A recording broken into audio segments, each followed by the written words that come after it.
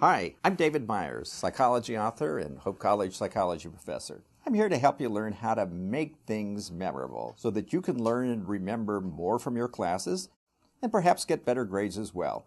You might want to pull out something to write or type on because the first thing you need to learn about learning is that the more actively you process and rehearse information, the better you will retain it. Let me ask you, were you ever told that the best way to prepare for a test is to reread the chapter over and again? That the purpose of tests is simply to assess what you've learned? That you should study but one topic at a time in the same place for lengthy periods? If so, and if you believe these things, do you find yourself struggling to remember all those new concepts in your courses?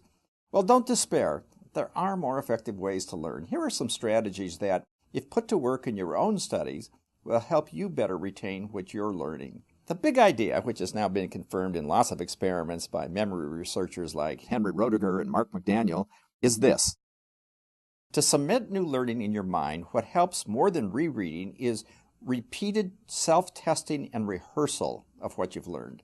The memory researchers call this the testing effect. We also sometimes call it the retrieval practice effect or test-enhanced learning. So, for example, in one experiment, Jeffrey Karpicke and Henry Roediger had students learn 40 Swahili words. Some of them kept restudying the words.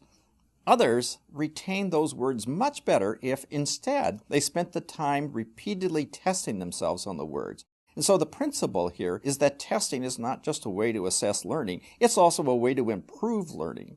We learn and remember material best when we put it in our own words, when we rehearse it, and then retrieve it. And that's the testing effect. And it's a phenomenon that I built into my text through the SQ3R study method. SQ3R refers to its 5 steps. S for survey, Q for question, and then the 3 R's. Read, retrieve, review. So, to study a chapter, first survey. Take a bird's eye view. Scan the headings. Notice the chapter organization. Next, question. Before you read each main section, try to answer the learning objective question I posed at the beginning. You probably won't be able to answer, but that's fine. Trying and failing to retrieve the answer is actually quite helpful to learning. Those who test their understanding before they read and discover what they don't know often learn better. Next, read. Actively search for the question's answer. Read actively and critically. Ask questions. Take notes. Make the ideas your own. Ask how they relate to your life. Then, having read, retrieve the main ideas. Periodically pause in your reading and rehearse what you've just read. Ask yourself, yes, test yourself repeatedly.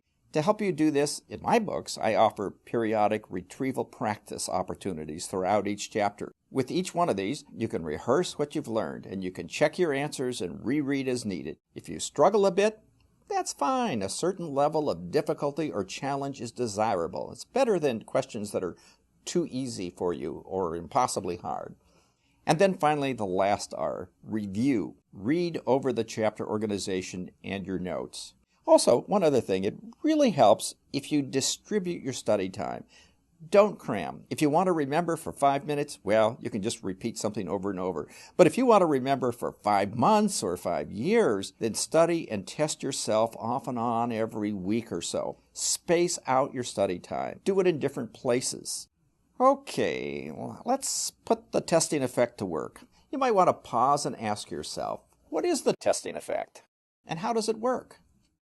The testing effect is the fact that recalling the answer, what we call retrieval practice, boosts memory. For example, at test time. And let me ask you another question.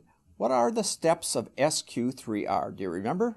The SQ3R steps are survey, question, read, retrieve, review. So, in summary, test, test, test.